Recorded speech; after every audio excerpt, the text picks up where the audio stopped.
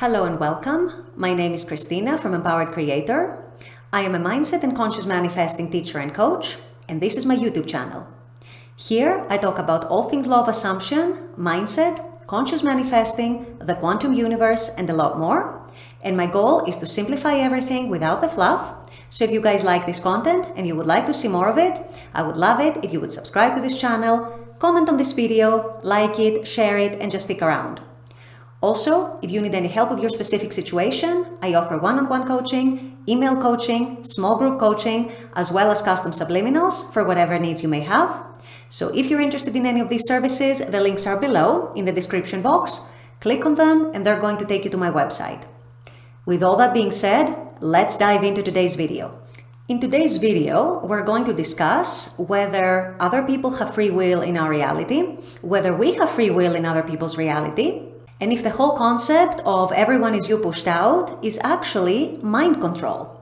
These are some very important topics. I would argue that they are fundamentals of knowing and studying and practicing the law of assumption. So I really hope to bring some clarity by making this video. So stay tuned. So to begin with, one very important thing to always remember, which also comes straight from Neville's teachings, is that all of us have free will, complete free will, to choose our states. What that means very briefly is that we have complete free will to choose our assumptions, to choose how we interpret things that happen in our reality, to choose what labels we put on things and what meanings we assign to them. We have free will to choose our beliefs. We have free will to choose our expectations. And in general, everything that constitutes our inner state, our dominant inner states. We have full free will at every moment to choose what state we want to be in, what we identify with, and who we identify as. What is interesting is that depending on the state we're at in each given moment, it's the state that actually determines our thoughts, our feelings, our assumptions, our expectations even, our actions. And of course, while this might sound a little restrictive that, our free will starts and ends in choosing our states, if you think deeper about it, and if you think a little bigger about it, it is actually the biggest, most important, and purest form of freedom a human being can ever have. At the same time, as I've already mentioned in a video I did a couple of months about everyone is you pushed out, and I've also mentioned it here and there in other videos, our dominant inner beliefs, moods, interpretations of what our reality means, things that happen in our reality, what do they mean to us?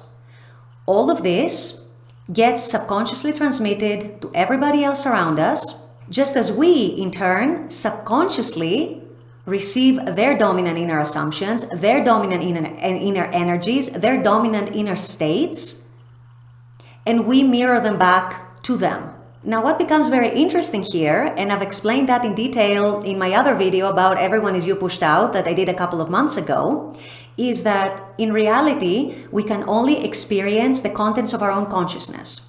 And the reason this happens is that the stimuli we receive from our external environment, from our interactions with our external environment, are basically filtered through our mind.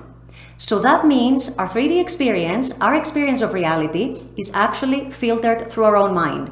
Even if we're having a conversation with someone, even if we're having a joint experience with someone, for example, we went to see the same movie with a friend, or we went out to dinner with them, or with our SP, or our parents, whoever it was, we're all going to have slightly different experiences of that same joint experience. And that is because of our own individual mind filters and what we pay more attention to, what we choose to focus on, what seems more important to us within that experience.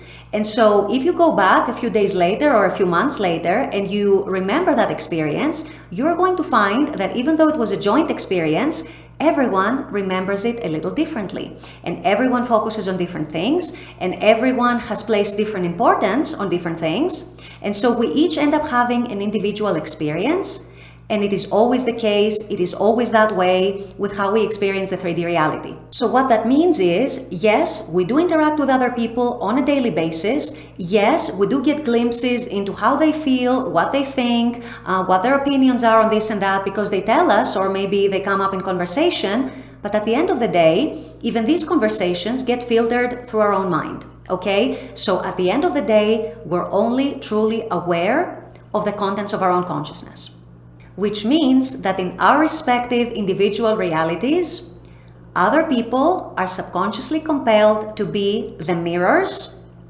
of our dominant inner states, our dominant inner energies, our dominant inner realities, if you will, what we dominantly assume, what we dominantly expect of them or of ourselves deep down, how we dominantly filter reality in our mind, how we dominantly interpret reality, what are our beliefs. And so from that point of view, you could argue that other people do not truly have free will in our reality. And be very careful here, I do not mean this at all in the sense that other people are our puppets, in the sense that we're controlling other people, that we are basically doing mind control on them, and this is the next section that I'm going to discuss in a minute or two. It does not mean that we're taking advantage of other people or that we're looking to use them to do what we want.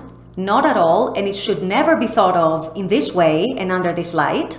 It just very simply means that we, within ourselves, hold certain expectations, a certain concept of ourselves, a certain concept of others, certain assumptions, certain beliefs, certain moods, certain energies dominantly, and all these constitutes our general dominant inner state, and that's what we end up projecting to other people. And so other people receive that subconsciously, and they are subconsciously compelled to reflect that back to us, to basically confirm to us what we already believe, how we already feel, what we already assume within. This is what it means when we say that other people do not have free will in our reality. It doesn't mean that there are puppets. It doesn't mean we'll be using them. It doesn't mean we'll be manipulating them. No, we each have a soul, we each have a personality, we each have our own value as humans, we each have our own existence. It doesn't mean other people are fake or they're not real. All it means is that we interact 24/7 and we are subconsciously mirroring each other back to each other. That's what it means. Now let me address the other question that we hear in this community from time to time. Is the whole concept of everyone is you pushed out mind control? The answer is, the honest answer is, it's not supposed to. It is not meant to be mind control. However, unfortunately, there are people who use it or try to use it as mind control. And I'm going to tell you to be very, very careful in how you use the concept of everyone is you pushed out. Don't try to use it as mind control on other people, because there's always the possibility that it might backfire.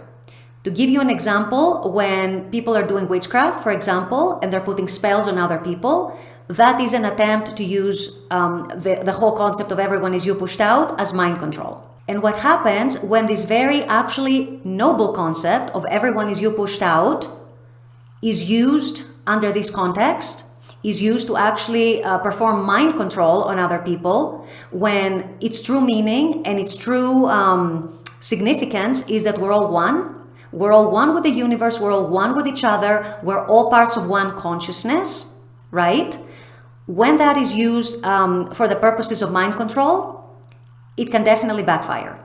It doesn't always backfire, because it always depends on how subconsciously open the other person is to mind control or not, which is why some spells work beautifully and then some other spells backfire. That is the reason. Remember that famous quote that Neville said, where he said, if you wish ill of other people, if you don't follow the golden rule, if you don't treat others the way you would hope to be treated, it can backfire. That's what it means. If another person is actually subconsciously open to being mind controlled, then it can actually work on that person. However, if you have another person that perceives mind control as something evil, as something that you wish ill on them, yes, they can subconsciously reject it. And so what you've done or what you've wished upon them basically returns to you. So never, ever, ever use the concept of everyone is you pushed out with the attempt of doing mind control on another. I'm going to explain in a minute what it actually means, how to actually use it to truly get what you want, truly get others on board, but without that whole ugliness, that whole forcing other people. Because everyone is you pushed out is not mind control. It's not supposed to be mind control. and it was never supposed to be used in that way, under that light and under that context, okay? So you guys be very, very careful in how you use this concept. What everyone is you pushed out truly means is, like I just said, that we're all one. We are all part of one consciousness. We are not separate from one another. We're all unified in our consciousness. We all share that same consciousness, which is why we're actually transmitting thoughts and mirroring each other, as I just explained. And so the way for other people to reflect back to you what you want, what you're hoping for, what you desire to achieve, what you desire to experience with them, there's nothing wrong with desiring a different experience with another person, especially if that comes from an intention of love. If it comes from an intention of giving love and receiving love, there is nothing wrong with that. Never feel guilty about that. However, the only true and sustainable way in which to do it is that you change your own perceptions, is that you change your own self. As Neville said, no one to change but self. Once you change yourself, once you change your dominant inner states, your dominant inner assumptions, your dominant perceptions of a person, of a relationship, of a situation, of the circumstances, whatever it might be, you are truly transforming yourself. And what happens is that the energy, the dominant energy that you give off is actually very, very different. And that means that automatically everyone else around you receives that different energy, receives that changed, shifted, better, more favorable, more beautiful, more loving energy. And what tends to happen next is really, really beautiful. It has nothing to do with magic, nothing to do with mind control, is that people just mirror back that loving, favorable, beautiful, more forgiving, more compassionate, more confident, more certain and secure and safe energy that you're now emitting. This is what makes them change. They're not changing in reality. In reality, it's only you who has changed. You are reflecting, you're projecting something different to what you used to outwards.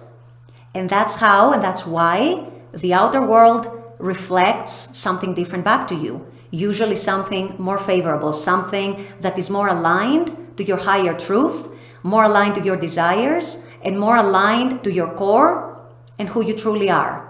At the end of the day, something that is more aligned to love. So I hope this video has helped clarify a few things. I know these are questions that come up a lot in the manifesting community. I hope this has helped. I hope you guys come out of watching this video feeling clearer, feeling more certain, feeling more confident and more knowledgeable about what you're actually practicing. And I really, really hope that you take advantage of that whole concept of everyone is you pushed out in the right ways, in the ways that are actually aligned to your core, to who you truly are, and to your higher truth. With all that being said, I'm going to wrap up this video here. I intend that this has helped. As always, I very much appreciate you guys being on this channel, watching this content. I love making this content for you. And as always, I look forward to seeing you all at the next video. Until then, take care and bye-bye.